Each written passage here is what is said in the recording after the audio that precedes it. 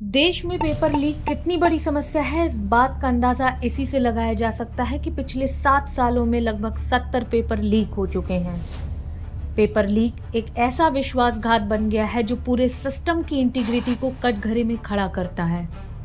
इसी प्रॉब्लम को जड़ से खत्म करने के लिए सेंट्रल गवर्नमेंट ने लोकसभा में the public examination prevention of unfair means bill 2024 पेश किया। आगे बढ़ने से पहले हमें जान लेना आवश्यक है कि वास्तव में पब्लिक एग्जामिनेशन की डेफिनेशन क्या है।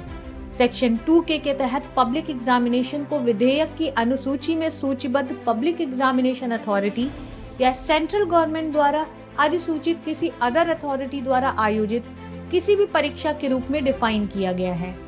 अनुसूची में 5 पब्लिक एग्जामिनेशन अथॉरिटीज, जिसमें union public service commission, staff selection commission, railway recruitment board, institute of banking personal selection, national testing agency की सूची है। विधेयक की धारा 3 में कम से कम 15 कार्यों को सूचीबद्ध किया गया है जिसके तहत सजा दी जा सकती है।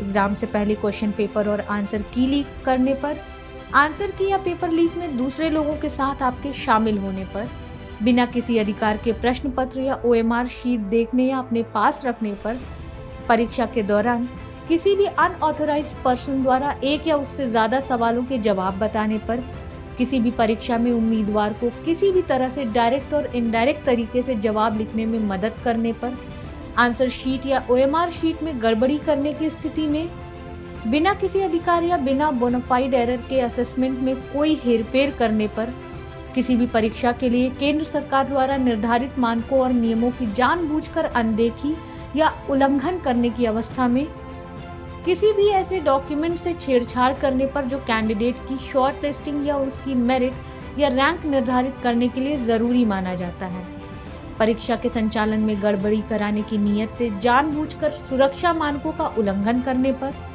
कंप्यूटर नेटवर्क, कंप्यूटर रिसोर्स या किसी भी कंप्यूटर सिस्टम से छिड़कानी करने को भी इसमें शामिल किया गया है।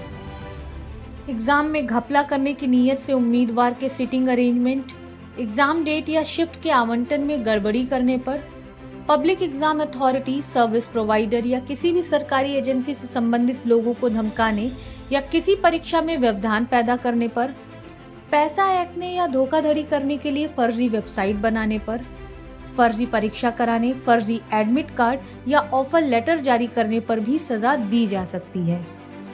पेपर लीक और नकल के मामलों की जांच पुलिस उपाधीक्षक, सहायक पुलिस आयुक्त स्तर के अधिकारी करेंगे। सरकार के पास केंद्रीय एजेंसी यानी CBI को जांच सौंपने का भी राइट होगा। पेपर लीक और दूसरे के स्थान पर परीक्षा देने पर कड़ी सजा और जुर्माने का प्रावधान किया गया है। पेपर लीक मामले में दोषी पाए जाने पर 10 साल की सजा और 1 करोड़ रुपए जुर्माना लगाया जाएगा।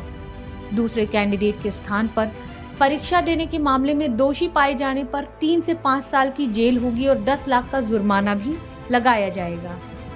अगर पेपर लीक और नकल के मामले में कोई भी संस्थान शामिल होना पाया गया तो उसे भी परीक्षा का पूरा खर्चा देना पड़ेगा और उसकी संपत्ति भी जब्त की जा सकती है।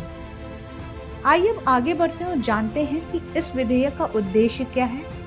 विधेयक का उद्देश्य सार्वजनिक परीक्षा प्रणालियों में अधिक पारदर्शिता, निष्पक्षता और विश्वसनीयता लाना है और युवाओं को आश्वस्त करना है कि उनके ईमानदार और वास्तविक प्रयासों को उचित पुरस्कार मिलेगा और उनका भविष्य सुरक्षित होगा। तो आज के टॉपिक में बस इतना ही। मिलते हैं आपसे हमारे नेक्स्ट वीडियो में। तब तक के लिए हमारे चैनल को सब्सक्राइब करना और बेल आइकन प्रेस करना ना भूलें।